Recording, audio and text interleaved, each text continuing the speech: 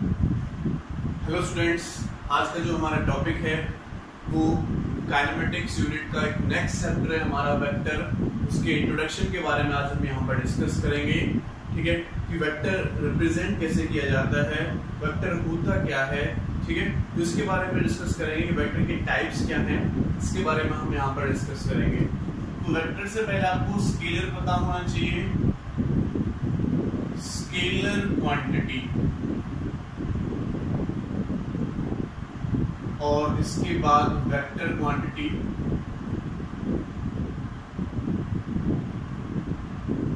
तो इन दोनों के बारे में आपको पता होना चाहिए कि स्केलर क्वांटिटी क्या होती है और वेक्टर क्वांटिटी क्या होती है। देखो, अगर मैं स्केलर क्वांटिटी की बात करता हूं तो स्केलर क्वांटिटी हमारी होती है the quantity which have only magnitude, which have only magnitude.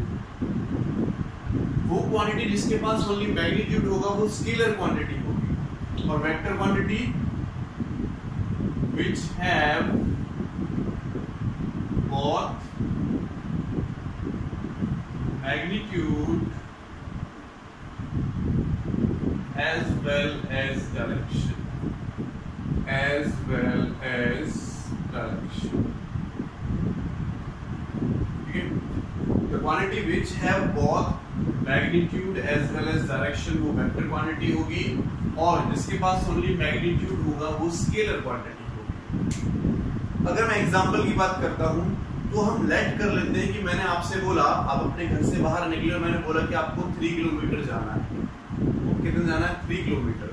मैंने आपको बोला कि आपको 3 किलोमीटर जाना है, तो ये 3 किलोमीटर है, ये मैग्नीट्यूड है। क्या है ये? मैग्नीट्यूड। 3 होता, 4 होता, 6 होता, जितना भी ये होगा हमारी क्वांटिटी में होगा वो होगा मैग्नीट्यूड। लेकिन अगर आपसे बोलता हूं कि आपको 3 किलोमीटर टूवर्ड्स ईस्ट की तरफ जाना है, तो देखो यहाँ पर ये मैग्नीट्यूड है, ये हमारे पास मैग्नीट्यूड है, और टूवर्ड्स ईस्ट बोला है तो ये हमारे पास डायरेक्शन। तो इस क्वांटिटी के पास मैग्नीट्यूड भी है, डायरेक्शन भी है, और इसके पास क्या? Only magnitude. अगर देखो मैं इसका एग्जांपल लेता हूं स्केलर क्वांटिटी का मास। मैंने बोला कि आपका जो मास है वो 10 किलोग्राम है, आपका मास 10 किलोग्राम है, 20 किलोग्राम है, 50 किलोग्राम, जितना भी 50 किलोग्राम है, तो उसकी डायरेक्शन तो कोई होगी नहीं। 50 किलोग्राम है तो मैग्नीट्यूड है ओनली, तो मास कैसी क्वांटिटी है? Scalar quantity. अगर मैं कहता हूं आपसे लेंथ, तो लेंथ भी क्या है? 5 सेंटीमीटर का है, 5 मीटर का है, 5 किलोमीटर डिस्टेंस है उसका, तो वो क्या? लेंथ है, सिंपल, कोई डायरेक्शन नहीं है। लेकिन अगर आपसे मैं बोलता हूं फोर्स, फोर्स मैंने बोला 10 न्यूटन, देखो जो फोर्स है वो हमें एक पर्टिकुलर डायरेक्शन में लगाना पड़ेगा। अगर मैं मान लेता हूं एक कार है, उसको धक्का दूंगा तो ऐसे लगाने पड़ेगा, खींचेगा तो ऐसे लगाने पड़ेगा, तो फोर्स पर्टिकुलर डायरेक्शन लगाना पड़ेगा। तो फोर्स की डायरेक्शन भी होती है, फोर्स क्या होती है? डायरेक्शन भी होती है। तो 10 न्यूटन टुवर्ड्स जो भी होगा, ठीक है, टुवर्ड्स लेफ्ट होगा, राइट होगा, ओके, ईस्ट होगा, वेस्ट होगा, तो इसके पास देखो मैग्नीट्यूड भी है और डायरेक्शन भी है। तो ये कैसी क्वांटिटी है? फोर्स हमारी वेक्टर क्वांटिटी है। फोर्स कैसी क्वांटिटी है? Vector quantity. और भी बहुत सारे एग्जांपल ले सकते हैं। अगर मैं वर्क की बात करता हूं, वर्क, ठीक है, वर्क कैसी क्वांटिटी है? वेक्टर क्वांटिटी है, क्योंकि वर्क हमें पर्टिकुलर डायरेक्शन में ही करना पड़ेगा। वर्क का अगर हम फॉर्मूला देखें, आपने 9th क्लास में पढ़ा हो, तो force into displacement, force into displacement. अगर मैंने किसी ऑब्जेक्ट पर फोर्स लगाया तो वो किसी पर्टिकुलर डायरेक्शन में मूव करेगा, वर्क होगा। तो कैसी क्वांटिटी है? वेक्टर क्वांटिटी है। अगर मैं पावर की बात करता हूं, ठीक है, इसका एग्जांपल लेता हूं, पावर कहते हैं घर में या उसके गाड़ी का इंजन 1000 हॉर्स पावर का है, उस गाड़ी का जो इंजन है वो 2000 हॉर्स पावर का है, तो ये स्केलर क्वांटिटी हुई पावर हमारी, तो डायरेक्शन नहीं होगी उसकी। जिसकी डायरेक्शन नहीं होगी वो स्केलर क्वांटिटी, ओनली मैग्नीट्यूड होगा। जैसे बोला 1000 वॉट का है, 1000 हॉर्स पावर का है, तो वो मैग्नीट्यूड है ओनली। लेकिन यहाँ पर क्या, सबके पास वर्क होगा तो पर्टिकुलर डायरेक्शन में होगा, फोर्स होगा तो डायरेक्शन में लगाना पड़ेगा। यहाँ पर क्या है, डायरेक्शन आ रही है। जिसके पास दोनों हो magnitude as well as direction, ठीक है, तो वो वेक्टर क्वांटिटी है, और जिसके पास ओनली मैग्नीट्यूड हो वो स्केलर क्वांटिटी है। तो आई थिंक अब आपको समझ में आ गया होगा ये बात। अब वेक्टर की रिप्रेजेंटेशन कैसे करते हैं उसके बारे में डिस्कस करते हैं, क्योंकि हमारा जो चैप्टर है मैं वेक्टर के बारे में पढ़ रहा हूं। तो रिप्रेजेंटेशन ऑफ वेक्टर कैसे होता है? रिप्रेजेंटेशन ऑफ वेक्टर,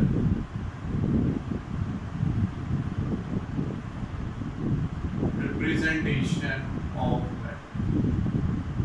देखो अगर वेक्टर का रिप्रेजेंटेशन करता हूं मैं, तो एक वेक्टर ऐसे ड्रॉ किया जाता है, ये इसका टेल, ये इसका हेड होगा, और यहां से यहां तक जो वेक्टर की लेंथ होगी, यहां से यहां तक जो वेक्टर की लेंथ होगी, ये क्या होगा? मैग्नीट्यूड होगा।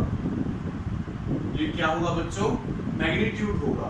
और ये इसकी डायरेक्शन हो जाएगी इधर की तरफ। ये जो एरो है ये डायरेक्शन शो कर रहा है, और इसकी लेंथ मैग्नीट्यूड शो कर रही है। इसकी लेंथ क्या शो कर रही है? मैग्नीट्यूड शो कर रही है। क्लियर? ये इसका टेल बोला जाएगा, ये इसका हेड बोला जाएगा। स्टार्टिंग पॉइंट या एंडिंग पॉइंट भी हम इसको बोल सकते हैं। ये टेल है, ये हेड है, ये स्टार्टिंग पॉइंट या इसका एंडिंग पॉइंट भी हम इसको बोल सकते हैं। तो लेंथ क्या है? मैग्नीट्यूड और डायरेक्शन ये शो ही कर रहा है। तो वेक्टर को इस टाइप से प्रेजेंट करते हैं। अगर किसी फिजिकल क्वांटिटी को मैं वेक्टर बना के रिप्रेजेंट करूं, जैसे फोर्स मैंने बोला, तो फोर्स के ऊपर ये एरो हेड अगर हम लगा देते हैं तो ये बोला जाता है फोर्स वेक्टर। क्या बोला जाता है? Force vector. ठीक है, फोर्स है अंडरस्टूड है वेक्टर। वर्क है, वर्क हमारे पास स्केलर वेक्टर क्वांटिटी होता है F डॉट ds। ठीक है, सॉरी वर्क जो मैंने बोला पर्टिकुलर डायरेक्शन में तो होगा, लेकिन उसके वर्क जो होता है स्केलर क्वांटिटी होती है, उसके बारे में हम बाद में डिस्कस करेंगे। F डॉट ds लगाएंगे जब, तो डॉट प्रोडक्ट जो होता है वो स्केलर क्वांटिटी का हमारा होता है, पर्टिकुलर डायरेक्शन में वर्क होता है। ठीक है, तो फोर्स वेक्टर क्वांटिटी हो जाएगा। अगर मैं वेलोसिटी की बात करता हूं तो वेलोसिटी वेक्टर क्वांटिटी है, तो इसको बोलेंगे वेलोसिटी वेक्टर। तो अगर किसी क्वांटिटी के ऊपर ये एरो हेड लगा हो, अगर किसी क्वांटिटी के ऊपर ये एरो हेड लगा हो तो क्या होगा? वेलोसिटी वेक्टर होगा। ठीक है, तो वर्क का मैं डिस्कस कर रहा था, जो वर्क है वो F डॉट ds होता है। तो पर्टिकुलर डायरेक्शन क्योंकि इन दोनों का डॉट प्रोडक्ट वर्क को क्या बना देता है? स्केलर क्वांटिटी बना देता है। तो जो मैंने पीछे एग्जांपल आपको बताया, वर्क का स्केलर होता है फोर्स, वेलोसिटी, एक्सेलरेशन भी पर्टिकुलर डायरेक्शन में होता है। अगर मैं एक्सेलरेशन की बात करता हूं, एक्सेलरेशन, ये एक्सेलरेशन वेक्टर हो जाएगा, इसकी भी पर्टिकुलर डायरेक्शन होती है। वर्क हमारे पास स्केलर होता है, उसको ठीक कर लेंगे। वर्क ऐसी क्वांटिटी होती है, स्केलर क्वांटिटी होती है डॉट प्रोडक्ट से। डॉट प्रोडक्ट मैं आपको बाद में पढ़ाऊंगा, ठीक है, जो स्केलर प्रोडक्ट का यूज करता है। क्लियर? तो ये हमारे पास एक वेक्टर को रिप्रेजेंट करने का तरीका है। कोई भी फिजिकल क्वांटिटी है उसको अगर मैं एक छोटा सा एरो हेड लगा देता हूं तो वो वेक्टर बन जाता है। क्या बन जाता है? वेक्टर रिप्रेजेंट करता है। ओके, अगर एक छोटा सा क्वेश्चन आपको देता हूं मैं, अगर आपको दे रखा हो कि ये एक्स एक्सिस है और इसके अलाउंग जो फोर्स लगाया मैंने 3 न्यूटन फोर्स लगाया, कितना लगाया? 3 न्यूटन। तो देखो क्या हो गया, आप कैसे लिखोगे पूरी क्वांटिटी? फोर्स यानी 3 न्यूटन लगाया, जो फोर्स है हमारा इसको मैं F वेक्टर लिखूंगा, वो कितना है? 3 न्यूटन है। कहाँ है? Along x axis. तो जहां पर वेक्टर की बात आ जाती है, ये मैग्नीट्यूड और ये डायरेक्शन अलोंग एक्स एक्सिस, जहां पर वेक्टर की बात आ जाती है वहां पर मुझे मैग्नीट्यूड भी बताना पड़ेगा और डायरेक्शन भी बतानी पड़ेगी। जहां पर वेक्टर की बात होगी वहां पर मैग्नीट्यूड भी बताना पड़ेगा और डायरेक्शन भी बताना पड़ेगी। अगर मैं आपसे कहता हूं ये एक्स एक्सिस, ये वाई एक्सिस, मैंने 3 न्यूटन फोर्स इस डायरेक्शन में लगाया जो एक्स एक्सिस के साथ थीटा एंगल बना रहा है 30 डिग्री। ठीक है, तो आपको बताना है जो फोर्स वेक्टर होगा वो कितना होगा। देखो अगर मैं फोर्स वेक्टर की बात करता हूं तो फोर्स वेक्टर कितना है? 3 न्यूटन। कहां है? 3 न्यूटन एक्स एक्सिस से 30 डिग्री ऊपर की तरफ है, तो हम बोलेंगे 3 न्यूटन फोर्स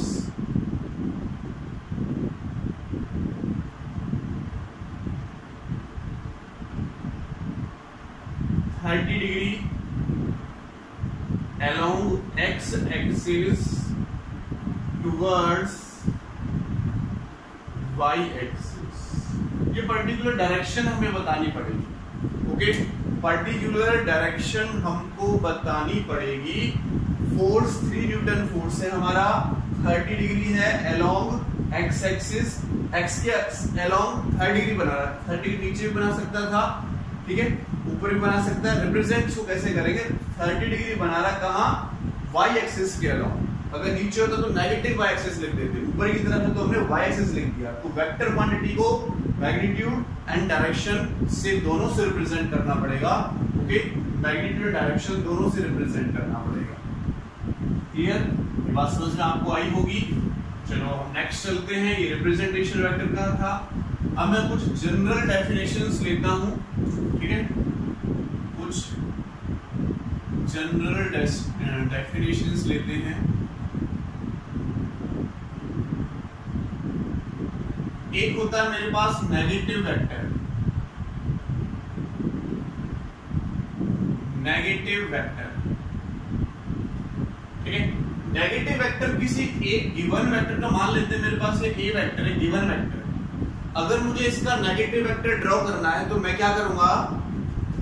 जितना मैग्नीट्यूड है उतने ही मैग्नीट्यूड का एक वेक्टर ड्रॉ करूंगा, लेकिन डायरेक्शन अगर इसकी इधर है तो इसके अपोजिट डायरेक्शन में मैं वेक्टर ड्रॉ करूंगा, तो ये ए का नेगेटिव वेक्टर बन जाएगा, जिसको हम रिप्रेजेंट करते हैं माइनस से। तो negative vector is the vector which have same magnitude but in opposite direction of A given vector. हम एक गिवन वेक्टर का नेगेटिव वेक्टर का ड्रॉ करते हैं तो मैग्नीट्यूड सेम रहता है, लेकिन डायरेक्शन क्या हो जाती है? अपोजिट हो जाती है, उसको कहते हैं हम नेगेटिव वेक्टर। इसके बाद हमारे पास आता है कुछ डेफिनेशंस की जो मैं बात कर रहा हूं। को-इनिशियल वेक्टर, को-इनिशियल वेक्टर, तो नेम से ही पता चल रहा है जिनके स्टार्टिंग पॉइंट क्या हो? सेम हो। ये ए वेक्टर मेरे पास, ये बी वेक्टर, दोनों सेम पॉइंट से स्टार्ट हो रहे हैं। जिनके स्टार्टिंग पॉइंट क्या हो? स्टार्टिंग पॉइंट क्या हो? Is same. तो ऐसे वेक्टर्स को हम बोलते हैं को-इनिशियल वेक्टर। क्या बोलते हैं उसको? को-इनिशियल वेक्टर। अब मैं लिखता हूं कोलिनियर वेक्टर, कोलिनियर वेक्टर। तो इनके भी हमें नेम से पता चल रहा है, कोलिनियर लिंक का मतलब लाइन पे होने चाहिए। अगर मेरे पास दो वेक्टर ऐसे एक लाइन में हो, मैग्नीट्यूड सेम भी हो सकते हैं और अलग अलग भी हो सकते हैं, लेकिन आपस में क्या होना चाहिए? पैरेलल होने चाहिए, ठीक है। कोलिनियर वेक्टर्स आपस में क्या होने चाहिए? पैरेलल होने चाहिए। तो कोलिनियर वेक्टर्स कौन से हो जाएंगे? बोथ टू और more vectors which have same और डिफरेंट मैग्नीट्यूड, ठीक है, are parallel to each other. क्या हो? पैरेलल हो एक दूसरे को और एक लाइन में हो, उनको बोलेंगे हम collinear vector. Magnitude different different हो सकते हैं, ओके। इसके बाद हमारे पास आते हैं coplanar vector, coplanar vector. Coplanar vector होते हैं जो हमारे सेम प्लेन में होते हैं। जैसे एक वेक्टर को मैंने इधर ड्रॉ किया, दूसरा मैंने इधर ड्रॉ किया, तीसरा मैंने इधर ड्रॉ किया, तो तीनों कहां हैं? केवल बोर्ड पर लाई कर रहे हैं, बोर्ड के एक्स और वाई प्लेन में है। तो ये कैसे हो जाएंगे? हमारे पास कोप्लेनर वेक्टर हो जाएंगे। The vectors which lies in the same plane are called coplanar vectors, ठीक है। The vectors which lies in the same plane are called coplanar vectors. तो हमारे पास क्या हो जाएंगे? कोप्लेनर वेक्टर्स हो जाएंगे। ये कुछ डेफिनेशंस थी, इंपॉर्टेंट डेफिनेशंस जो मैंने आपको यहाँ पर कराई, जिनकी हमें आगे जरूरत पड़ सकती है, ओके। बाकी और डेफिनेशंस भी हैं कुछ, उनको ज्यादा सीरियस लेने की जरूरत नहीं है। उनको जब टाइम आएगा तो धीरे धीरे उनको हम बताते रहेंगे। अब मैं आगे चलता हूँ। अब मैं आपको कराऊंगा मॉडुलस ऑफ वेक्टर। टॉपिक है हमारा मॉडुलस ऑफ वेक्टर, ये हमारा टॉपिक है। इससे पहले हमें कुछ चीजें समझनी होंगी, थोड़ा सा माइंड कंसंट्रेट करके समझना मेरी बात। अगर देखो ये ओरिजिन है, ये क्या है? ओरिजिन।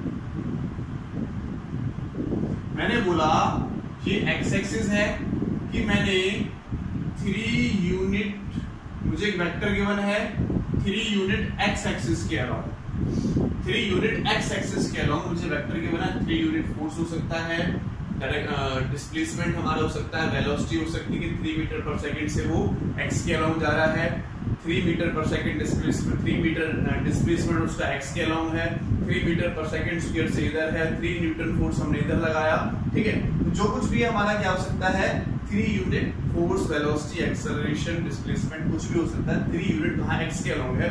तो सिंपल मैंने अभी थोड़ी देर पहले आपको बताया था कैसे लिखेंगे। अगर इस वेक्टर को मैं रिप्रेजेंट करूं तो 3 न्यूटन या 3 यूनिट जो भी होगा वो यूनिट लगा देंगे अलोंग x एक्सिस। एक तो इसको ऐसे रिप्रेजेंट करें। एक दूसरा तरीका हमारे पास होता है, देखो हमने आपको बताया कि अगर एक a वेक्टर है तो कैसे रिप्रेजेंट करेंगे इसको, magnitude into direction, magnitude into direction. तो मैग्नीट्यूड तो हमारे पास क्या हो जाएगा, यहाँ पर 3 न्यूटन, अगर मैंने फोर्स लिया है तो 3 न्यूटन और डिस्प्लेसमेंट लिया 3, जो उसकी यूनिट होगी वो लगा देंगे पीछे, 3 यूनिट मानकर मैं चल रहा हूं। और डायरेक्शन क्या होगी, अलोंग x एक्सिस। अब बच्चों देखो, अगर मैं इसको रिप्रेजेंट करता हूं जो मैंने यहाँ पर लिखा है, एक तरीका तो मेरे पास ये कि 3 यूनिट अलोंग x एक्सिस मैं यहाँ पर लिख दूंगा, लेकिन एक तरीका और है जो हमारा वेक्टर में यूज होता है और यही हमारा तरीका आगे की तरफ चलता है।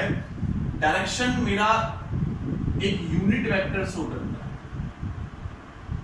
यूनिट वेक्टर, इसके बारे में ब्रीफली अभी थोड़ी देर में हम पढ़ेंगे।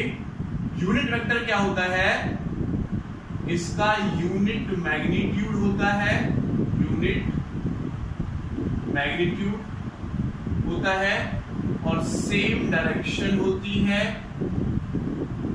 सेम डायरेक्शन होती है as that of given quantity, as that of given quantity, जो भी क्वांटिटी गिवन है उसी की डायरेक्शन होगी, यूनिट मैग्नीट्यूड होगा। तो x के अलोंग ये अंडरस्टूड है, ये हम लेकर चलते हैं। x के अलोंग हमारा जो यूनिट वेक्टर लिया जाता है वो I के ऊपर अगर मैं कैप लगा देता हूं, ठीक है, किसी भी वेक्टर के ऊपर अगर मैं कैप लगा देता हूं तो वो यूनिट वेक्टर रिप्रेजेंट करता है। क्या रिप्रेजेंट करता है, यूनिट वेक्टर रिप्रेजेंट करता है। x के अराउंड I के ऊपर अगर मैं कैप लगा देता हूं तो ये डायरेक्शन का शो काम करता है। क्या करता है, डायरेक्शन। यूनिट वेक्टर का मेन काम है, मेन काम क्या है कि वो डायरेक्शन शो करेगा। यूनिट वेक्टर का मेन काम क्या है कि वो डायरेक्शन शो करेगा। तो x के अलोंग ये फिक्स किया हुआ है हम लोगों ने कि जो डायरेक्शन शो करता है वो I कैप है। तो मैं इसको ऐसे भी लिख सकता हूं, डायरेक्शन के लिए I कैप, तो सिंपल A वेक्टर लिखा जाएगा 3I कैप। तो ये अंडरस्टूड हो गया हमारे पास बच्चों कि 3 यूनिट, ये क्या रिप्रेजेंट कर रहा है पूरा का पूरा कि 3 यूनिट I मतलब x एक्सिस के अलोंग, 3 यूनिट I कैप का मतलब x एक्सिस के अलोंग है। तो ऐसे ना लिख के इसको मैं ऐसे भी लिख सकता हूं, ठीक है। सिमिलरली अगर मैं y एक्सिस के अलोंग लेता हूं तो y एक्सिस के अलोंग हमने unit vector j cap fix किया हुआ है, और अगर मैं z एक्सिस के अलोंग लेता हूं तो मैंने k यूनिट वेक्टर फिक्स किया हुआ है। ये हम लोगों ने फिक्स कर रखा है कि x के अलोंग डायरेक्शन I कैप से शो होगा, y के अलोंग डायरेक्शन j कैप से शो होगा और z के अलोंग डायरेक्शन k कैप से शो होगा। Are you getting my point? आपको समझ में आ गया होगा। एक एग्जांपल और देकर मैं आपको समझाता हूं। मान लेते हैं ये x एक्सिस है और ये y एक्सिस है, ये x एक्सिस है, y एक्सिस। आपने 10th क्लास में पढ़ा होगा, ये पॉइंट होता था और यहाँ पर लिखा होता था कि 2 and 3। इसका मतलब क्या है? अगर आपको 10th क्लास का याद हो तो 2 का मतलब कि 2 तो है x एक्सिस के अलोंग और 3 है y एक्सिस के अलोंग। यही तो पढ़ते थे कि यहां से यहां तक हो गया 2 और ये हो गया 3। अगर मैं इसको वेक्टर में रिप्रेजेंट करता हूं, अगर मैं इस पॉइंट को वेक्टर में रिप्रेजेंट करता हूं तो मुझे क्या करना पड़ेगा, ओरिजिन से एक वेक्टर ड्रॉ करना पड़ेगा इस पॉइंट के लिए। अगर एक पॉइंट मान लेते हैं, इस पॉइंट के लिए वेक्टर मैंने ड्रॉ किया तो ये वेक्टर मेरा कैसे रिप्रेजेंट होगा, ये जो मैंने लिखा है इसकी डायरेक्शन भी, इसका मैग्नीट्यूड भी कैसे रिप्रेजेंट करेंगे। अगर मान लेता हूं कि मेरे पास a वेक्टर है तो बच्चों देखो a वेक्टर लिखा जाएगा 2 तो आपको पता है x के अलोंग, 2 कहां है, x के अलोंग है। अगर 2 x के अलोंग है तो x के अलोंग कौन सा यूनिट वेक्टर लेते हैं हम, I, तो यहां पर लिख देंगे I है। यहां से पता चल जाएगा कि 2 x के अलोंग है प्लस 3 किसके अलोंग है, y के अलोंग, तो 3 मैग्नीट्यूड हो गया। डायरेक्शन के लिए हम क्या लेते हैं, j कैप लेते हैं। डायरेक्शन के लिए क्या लेते हैं, y के अलोंग j कैप लेते हैं, और z के अलोंग क्या लेते हैं, k कैप लेते हैं। तो इस टाइप से हम एक वेक्टर को रिप्रेजेंट कर सकते हैं। वेक्टर क्या होता है, magnitude into direction, magnitude into direction, ये हमने वेक्टर रिप्रेजेंट कर दिया x y z coordinates. Clear, बात समझ में आ गई होगी आपको। अगर मैं आपसे एक क्वेश्चन और दे देता हूं, चलो अगर मैं इसी में एक 4 और लगा देता, तो 4 का मतलब z एक्सिस के अलोंग है, इधर मेरी z एक्सिस होती, तो क्या इसमें और क्या ऐड हो जाता, 4 k कैप और ऐड हो जाता। अगर मैं आपसे कहता हूं कि एक 3 कोऑर्डिनेट सिस्टम है हमारा, x axis, y axis and z axis, और यहां पर मेरा एक पॉइंट है जिसका मुझे दे रखा है 3 -3 4, ठीक है, 3 -3 4, 3 x एक्सिस के अलाउंग, -3 y एक्सिस के अलाउंग, नेगेटिव y एक्सिस के अलाउंग, और 4 मेरा z एक्सिस के अलाउंग। तो बच्चों मैं इसको कैसे रिप्रेजेंट करूंगा, मैं लिखूंगा एक वेक्टर मुझे ओरिजिन से यहां तक ड्रॉ करना है, तो ये जो वेक्टर मेरा बनेगा, ये ए वेक्टर नेम दे रहा हूं, B vector, C vector, D vector, जो भी आप नेम देना चाहें वो नेम दे सकते हैं। तो ए वेक्टर किसके अलाउंग हो जाएगा, 3 का है x के अलाउंग, तो 3 i लगा देंगे, x के लिए i लगाते हैं। -3 का है j के अलाउंग, तो y के अलाउंग j लगाते हैं, ठीक है। +4 का है z के अलाउंग, तो k लगाते हैं। इस टाइप से पूरा का पूरा वेक्टर रिप्रेजेंट होगा। अगर ओरिजिन से लेके जिस पॉइंट का मैं वेक्टर ड्रॉ करना चाहता हूं वहां तक मैं अगर एक लाइन ड्रॉ कर देता हूं, तो मेरा पूरा का पूरा क्या बन जाएगा, ये एक वेक्टर रिप्रेजेंट करेगा। ओके, इज दैट क्लियर, बात आपको समझ में आई होगी। अब मैं आपको लेकर चलता हूं मॉडुलस ऑफ वेक्टर की तरफ, जो हमारा टॉपिक था, फिर मैं आपको कराऊंगा unit vector. Modulus of vector क्या होता है बच्चों, ये आपको समझना कोई बेहद जरूरी है। Modulus of vector, modulus of vector होता है मैग्नीट्यूड ऑफ ए वेक्टर,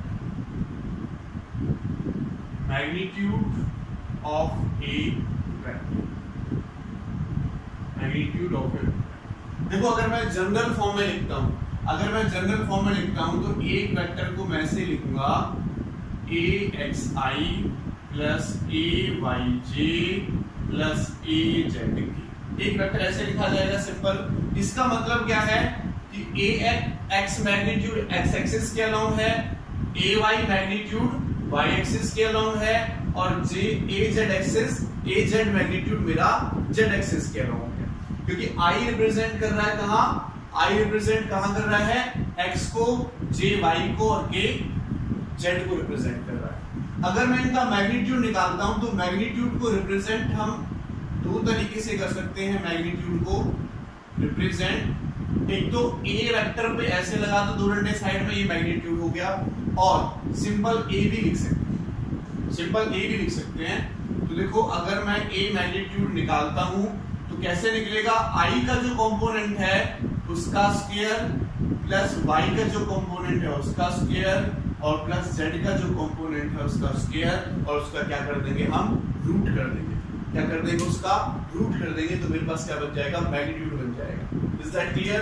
अगर आपको एक क्वेश्चन गिवन है कि एक a वेक्टर आपको दे रखा है बच्चों, a वेक्टर आपको दे रखा है 3i कैप प्लस या माइनस लगा लेते हैं 4j कैप, और क्वेश्चन कहता है फाइंड इट्स मैग्नीट्यूड। तो इसका जो मैग्नीट्यूड निकलेगा वो क्या होगा, i के आगे जो कंपोनेंट है, पहले क्या था ax, अब क्या है 3, तो 3 का स्क्वायर प्लस y का क्या है, -4 है, तो -4 का स्क्वायर का रूट करेंगे, 3 क्या होगा 9, प्लस -4 इंटू -4 16 होगा, तो टोटल मिला के कितना बना ये 25। तो a वेक्टर मेरे पास कितना आ गया बच्चों, 5। a मैग्नीट्यूड, a वेक्टर का जो मैग्नीट्यूड है वो कितना आ गया, 5 निकल के आ गया। तो इस टाइप से हम मैग्नीट्यूड निकालते हैं। ओके, इस टाइप से हम मैग्नीट्यूड यहां से फाइंड आउट करते हैं। नेक्स्ट भी हम ले सकते हैं बच्चों। देखो अगर मेरे पास, अगर मैं नेक्स्ट लेना चाहूं, नेक्स्ट क्वेश्चन, तो देखो बच्चों अगर मेरे पास a वेक्टर गिवन है, b वेक्टर भी हो सकता है, आपको बार-बार से a वेक्टर ले रहे हो, कोई भी वेक्टर से रिप्रेजेंट कर सकते हैं, नो प्रॉब्लम। तो जो a वेक्टर है मैंने लिया 2i plus 3j minus 5k, और क्वेश्चन मैंने आपसे बोला फाइंड इट्स मैग्नीट्यूड, इसका मैग्नीट्यूड फाइंड आउट करो। ओके, कैसे निकालोगे? सिंपल, ये मैग्नीट्यूड को मैंने बोला ऐसे रिप्रेजेंट कर सकते हैं, तो मैं ऐसे कर रहा हूं। तो देखो क्या होगा, इसका स्क्वायर, इसका स्क्वायर, इसका स्क्वायर, तो आई के आगे उसका स्क्वायर कर दो, जे के आगे उसका स्क्वायर कर दो, और जो के आगे -5 है तो -5 का स्क्वायर हो जाएगा, उसका रूट। सिंपल, ये हो जाएगा 4 + 9 + 25, इनको ऐड करोगे तो कितना हो जाएगा? 38 है ना, √38। ये हमारे पास मैग्नीट्यूड निकल के आ गया। तो मैग्नीट्यूड निकालना आपको आ गया होगा, मॉडुलस भी कहते हैं उसको, मॉडुलस से आप मैग्नीट्यूड आपको निकालना होगा। इस टाइप से हम मैग्नीट्यूड निकालते हैं, इसको आप याद रखेंगे। अब मैं चलता हूं यूनिट वेक्टर की तरफ। यूनिट वेक्टर क्या होगा?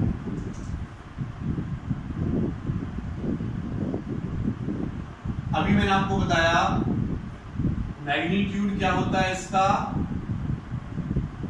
1 + 1 यूनिट मैग्नीट्यूड होता है। ठीक है, मैग्नीट्यूड इसको क्या कहते हैं? यूनिट बोल देते हैं। सिंपल, यूनिट का मतलब 1 यूनिट मैग्नीट्यूड होता है, और सेम डायरेक्शन होती है, same direction as that of physical quantity, या गिवन क्वांटिटी भी कह सकते हैं, फिजिकल क्वांटिटी, ऐसे लिख लो, गिवन फिजिकल क्वांटिटी, उस वही इसकी डायरेक्शन होती है। रिप्रेजेंट कैसे करते हैं? अगर ये मेरे पास ए वेक्टर है, इसके ऊपर मैं कैप लगा देता हूं, तो मेरे पास क्या बोला जाता है? ये ए कैप और ए हेड भी बोलते हैं हम इसको। ठीक है, ए कैप या ए हेड, जैसे फोर्स है, फोर्स के ऊपर मैंने लगा दिया वेक्टर, तो क्या बन जाएगा? फोर्स यूनिट वेक्टर बन जाएगा। फोर्स का क्या बन जाएगा? यूनिट वेक्टर बन जाएगा। एफ कैप या एफ हेड भी बोल सकते हैं। ठीक है, ये रिप्रेजेंट करते हैं। क्या करते हैं? रिप्रेजेंट करते हैं। तो देखो, अभी थोड़ी देर पहले मैंने आपको एक बात बताई कि एक वेक्टर कैसे रिप्रेजेंट किया जाता है, magnitude into direction, magnitude into direction. और डायरेक्शन के लिए हम क्या यूज करते हैं? डायरेक्शन के लिए क्या यूज करते हैं? Unit vector. डायरेक्शन के लिए यूनिट वेक्टर यूज करते हैं। तो यहां से अगर देखो मैं एक कैप निकालता हूं, मैग्नीट्यूड इनटू डायरेक्शन वेक्टर हो गया, मैग्नीट्यूड डायरेक्शन क्या हो गया? वेक्टर। अगर मैं यूनिट वेक्टर यहां से निकालता हूं, यूनिट वेक्टर यहां से निकालता हूं, तो क्या होगा? देखो, ए वेक्टर अपॉन ए मैग्नीट्यूड, क्या होगा? ए वेक्टर अपॉन ए मैग्नीट्यूड हो जाएगा यहां से, ए वेक्टर अपॉन ए मैग्नीट्यूड। तो ये हमारे पास यूनिट वेक्टर निकालने का फॉर्मूला है एक गिवन वेक्टर का। जैसे फॉर एग्जांपल, अगर मैं आपको क्वेश्चन दे देता हूं, मुझे ए कैप गिवन है कितना? 4i कैप, या ऐसा करते हैं, ये लेते हैं 6i cap plus 8j cap. ये आपको ए वेक्टर गिवन है, और क्वेश्चन है मेरा फाइंड इट्स यूनिट वेक्टर। इसका यूनिट वेक्टर निकालो। तो कैसे निकालोगे? देखो कैसे निकालोगे बच्चों, देखो यहां से ए वेक्टर, ए यूनिट वेक्टर क्या होता है? ए वेक्टर अपॉन ए मैग्नीट्यूड। तो ए वेक्टर तो देखो आपको पता है, सीधा सीधा गिवन है, 6i cap plus 8j cap put कर देंगे। अब इसका मैग्नीट्यूड निकाल के मुझे यहां प्लेस करना है। मैग्नीट्यूड निकालने का मैंने तरीका आपको बताया, i के जो आगे है उसका स्क्वायर कर दो, j के जो आगे है उसका स्क्वायर कर दो, k होता तो k के आगे जो है उसका स्क्वायर कर दो, उसका क्या कर दो? रूट कर दो। यहां से देखो a यूनिट वेक्टर क्या हो जाएगा? 6i cap plus aj cap upon 6 का स्क्वायर करेंगे तो 36 प्लस 8 का स्क्वायर 84, तो क्या होगा? ये 6i cap plus 8j cap upon 100, root का मतलब क्या हो जाएगा? 10, तो 6i cap plus 8j cap divided by क्या हो जाएगा? 10। और अगर मैं a कैप यहां से निकालता हूं तो देखो वहां से कॉमन आ जाएगा 2, तो 2 मैंने कॉमन लिया, तो 3i cap plus 4j cap divided by क्या होगा? 10, तो 10 से 5 बार कट जाएगा, तो कितना यूनिट वेक्टर आया? 3i cap plus 4j cap divide by 5। तो ये मेरे पास इस वेक्टर का क्या आ जाएगा? यूनिट वेक्टर निकल के आता है। इस वेक्टर का क्या आ जाएगा, यूनिट वेक्टर फाइंड आउट हम कर सकते हैं, इस टाइप से हम निकाल सकते हैं। तो बात आपको क्लियर हो गई होगी किस टाइप से हम यूनिट वेक्टर फाइंड आउट करते हैं। ओके, यूनिट वेक्टर हम किस टाइप से फाइंड आउट करते हैं, ए वेक्टर अपॉन उसका क्या कर देंगे, मैग्नीट्यूड कर देंगे। ए वेक्टर क्या कर देंगे, उसका मैग्नीट्यूड कर देंगे। क्लियर। अब यहाँ पर मैं क्वेश्चन लेकर चलता हूँ बच्चों। एक क्वेश्चन है, बहुत अच्छा क्वेश्चन है वो। क्वेश्चन है मेरा, if A vector is represented by, एक वेक्टर मुझे दे रखा है, चलो ऐसे लिखो, if a unit vector, if a unit vector is represented by, मान लेता हूं मैं इसको a वेक्टर नेम दे रहा हूं, ये यूनिट वेक्टर है मेरा, यूनिट वेक्टर है, चलो ऐसे रहने देते हैं। इसको कैसे रिप्रेजेंट कर रहे हैं, 0.5 i cap minus 0.8 j cap और प्लस c k कैप। ठीक है, इस टाइप से हम इसको रिप्रेजेंट कर रहे हैं, इस टाइप से हम इसको रिप्रेजेंट कर रहे हैं। आपको क्या निकालना है, find the value of C, find the value of C, C की वैल्यू आपको फाइंड आउट करनी है। तो आप इसको ट्राई कीजिए, तब तक मैं इंक डाल लेता हूं। ट्राई कीजिए बच्चों एक बार इसको,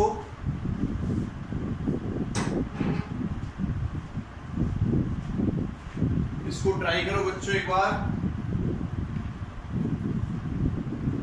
देखो यूनिट वेक्टर हमें गिवन है और मैंने ऊपर लिखा हुआ है यूनिट वेक्टर का मैग्नीट्यूड क्या होता है, 1। क्या होता है, 1।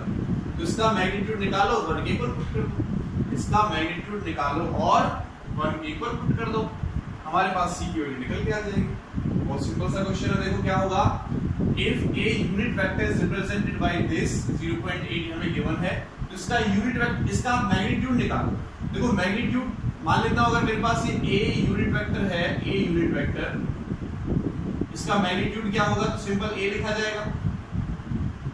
अगर ये मेरे पास a वेक्टर है पूरे का पूरा, तो मैग्नीट्यूड निकालूंगा तो क्या लिखा जाएगा, 0.5 स्क्वायर प्लस माइनस 0.8 का स्क्वायर प्लस c स्क्वायर। ये तो लिखा जाएगा i के आगे वाले का स्क्वायर, j के आगे वाले का स्क्वायर और k के आगे वाले का स्क्वायर। ये क्या बोला, यूनिट वेक्टर। यूनिट वेक्टर का मैग्नीट्यूड क्या होता है, 1। तो मैं क्या पुट कर दूंगा इसको, 1। तो 1 इज इक्वल टू 0.25 प्लस ये 0.8 है तो 0.8 का स्क्वायर करेंगे तो कितना हो जाएगा, 0.64 और प्लस क्या हो जाएगा, c स्क्वायर हो जाएगा। क्या हो जाएगा, प्लस c स्क्वायर। तो इन दोनों को ऐड करो, 1 इज इक्वल टू 0.89 हो जाएगा plus c square. c square निकालूंगा तो 1 माइनस 0.89 कितना हो जाएगा, 0.11 और अगर c निकालूंगा तो 0.11 का क्या हो जाएगा, ये रूट आ जाएगा।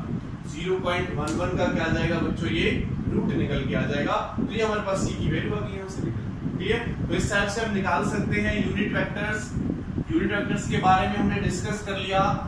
अब दो बेसिक पॉइंट और हैं हमारे, फिर मैं इंट्रोडक्शन खत्म कर दूंगा इसका।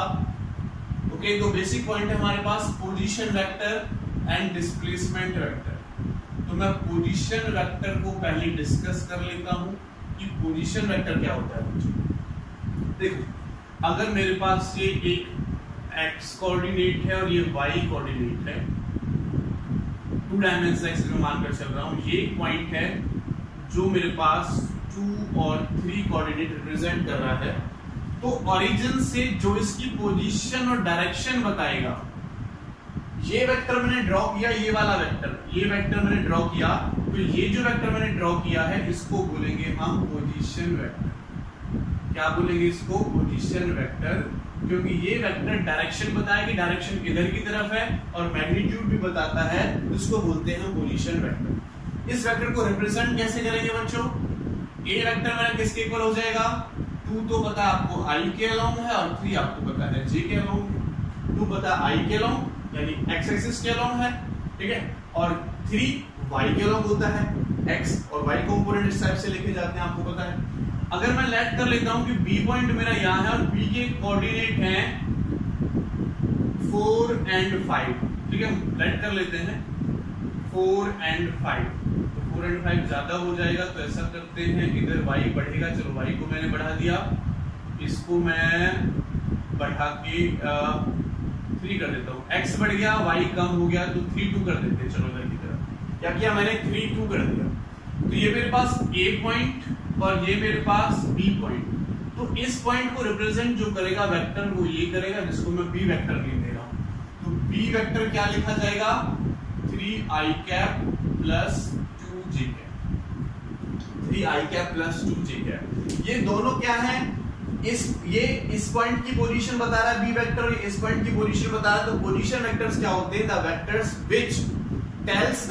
which tells us the direction and position of a given object या of a point भी बोल सकते हैं। जो पोजीशन और डायरेक्शन बताते हैं किसी गिवन पॉइंट की, उसको बोलते हैं पोजीशन वेक्टर। ओके, तो पोजीशन वेक्टर हो गए a एंड b, b भी क्या मेरे पास पोजीशन वेक्टर।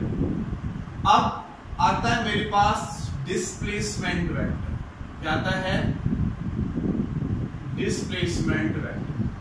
तो डिस्प्लेसमेंट वेक्टर क्या होता है बच्चों, देखो अगर एक ऑब्जेक्ट यहां पर रखा हुआ है और उसको मैंने डिस्प्लेस करके यहां पर ले आया, डिस्प्लेसमेंट वेक्टर होता है हाउ मच, यानी कितना, and in which direction an object is displaced, an object is displacement. How much and in which direction an object is displaced. कितना और किस डायरेक्शन में ऑब्जेक्ट डिस्प्लेस हुआ। देखो a से b की तरफ गया है तो डिस्प्लेसमेंट वेक्टर लिखा जाएगा मेरा ab वेक्टर, a से b की तरफ इसकी डायरेक्शन है तो ये लिखा जाएगा ab वेक्टर लिखा जाएगा। तो ab वेक्टर क्या होगा, अगर मैं रिप्रेजेंट करूं, उसको निकालूं तो ये हो जाएगा b vector minus a vector. ठीक है, हाउ मच, मच का कितना पता चलेगा, इस वाले में से इसको माइनस कर देंगे तो मैग्नीट्यूड निकल के आ जाएगा। डायरेक्शन ये दिखाई रहा है कि a से b की तरफ है, तो क्या करेंगे, b वेक्टर कितना है, 3i cap plus 2j cap minus 2i cap plus 3j cap. देखो इसमें से इसको माइनस करो तो हमारा ab वेक्टर कितना हो जाएगा, i कैप, और इसमें से इसको माइनस करो, माइनस का j कैप। ये मेरे पास क्या आ जाएगा, डिस्प्लेसमेंट वेक्टर। तो इसका इंट्रोडक्शन में था। Thank you so much. इसके नेक्स्ट पार्ट में मैं आगे लेकर आऊंगा।